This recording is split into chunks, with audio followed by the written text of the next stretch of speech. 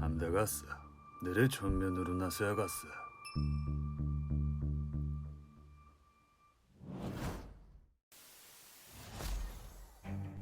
수백만의 사상자를 내고 전국을 초토화시켰던 전쟁은 1953년 7월 정전협정을 맺으면서 일단락되었습니다.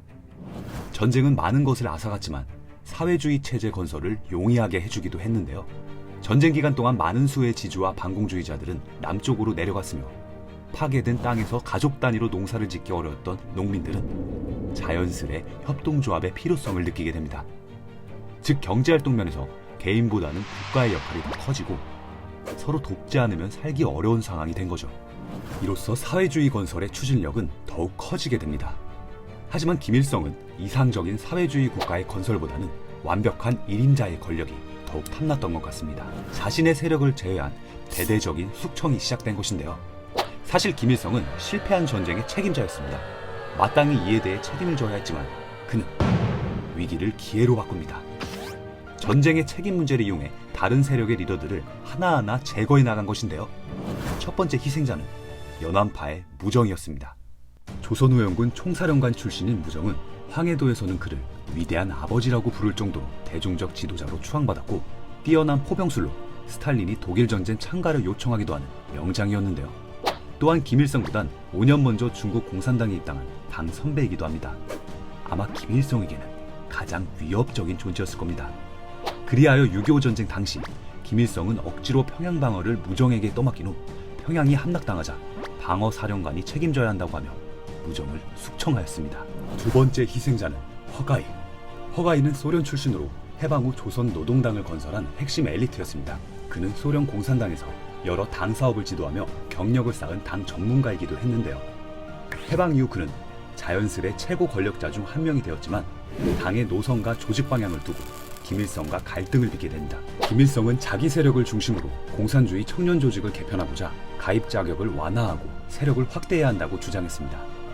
그러나 엄격한 검열을 통해 투철한 공산주의자들을 원했던 허가이는 이에 반대를 했는데요. 이런 갓나 새끼.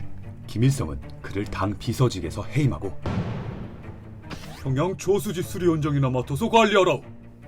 하지만 허가이는 저수지 복구 사업을 자신에 대한 모욕이라 여기며 임무를 제대로 수행하지 않았으며 결국 직무유기로 당 정치위원회에 소환되게 됩니다. 하지만 소환일 당일 그는 자택에서 자살을 선택하는데요. 이 죽음 역시 자살이 아닌 김일성에 의한 암살이라는 의혹도 있습니다. 세 번째 희생자는 박헌영. 공산주의 리더들만 들어간다는 모스크바 국제 레닌학교에서 공부한 박헌영은 북한 내각 초대 부수상 자리에 오르며 2인자로서의 면모를 가시했는데요. 그는 남침을 위해 김일성과 함께 스탈린을 설득할 때 인민군이 진격하기만 하면 남한에서 지하활동을 하던 수십만의 당원들이 호응하여 순식간에 공산통일이 될 것이라 주장했습니다. 하지만 그건 그의 큰 오산이었죠. 이미 이승만 정권은 좌익 세력에 대한 대규모 숙청을 진행하여 봉기를 주도할 세력은 괴멸되었기 때문입니다. 이에 대해 김일성은 박헌영에게 크게 언성을 높였다고 합니다.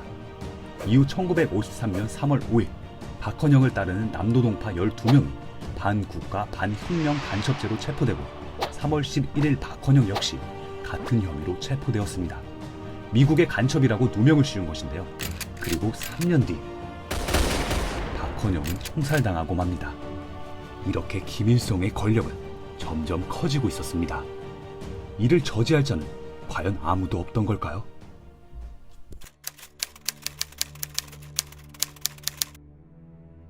스탈린 사망 후 후임자였던 후르쇼프는 이 자리에서 스탈린 개인 숭배를 비난하는 연설을 합니다.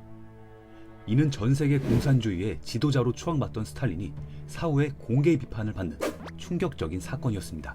북한에도 이 사실이 알려지게 되고 평소 김일성의 권력 독점에 불만을 품은 인물들이 그에게 도전하기 시작합니다. 아무리 초대 수상이라지만 이런 식의 정치는 아니오.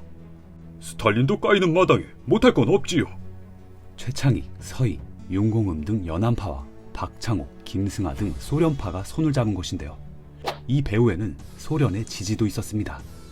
최동지가 당을 장악하고 김일성은 내각 수상에만 전력해 합시다. 이들은 김일성이 1956년 6월부터 동유럽 순방길에 오르자 그가 없는 틈을 타 당 중앙위원회에서 김일성의 권력 독점을 비판하고 위원장직에서 끌어내리고자 한 것입니다.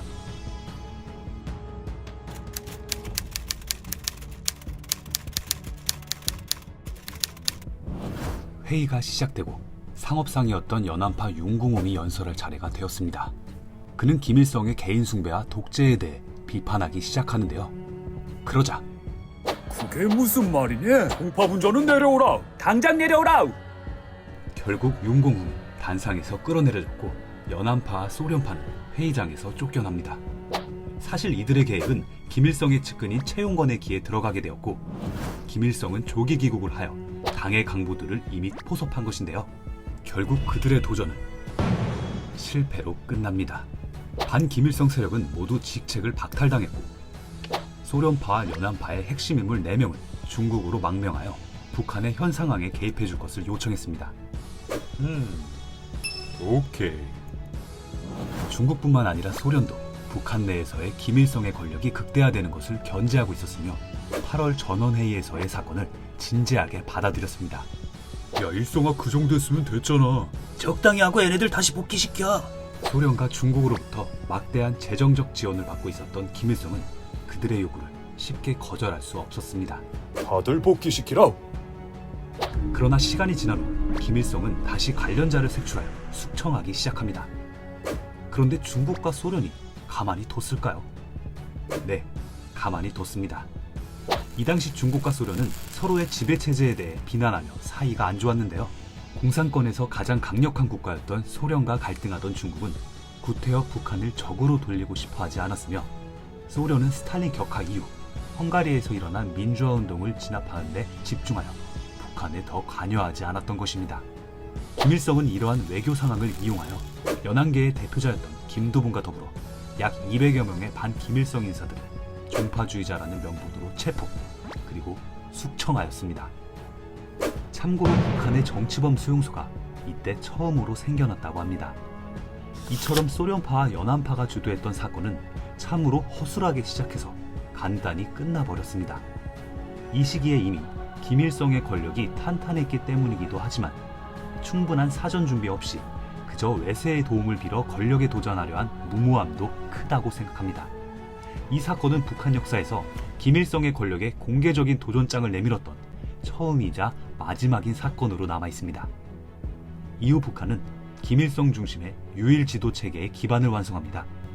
그리고 그는 독재를 넘어 신격화를 위한 수단으로 새로운 사상을 생각해내는데요. 너네 주체 사상이라고 들어는 봤네. 다음 편에서 이어집니다.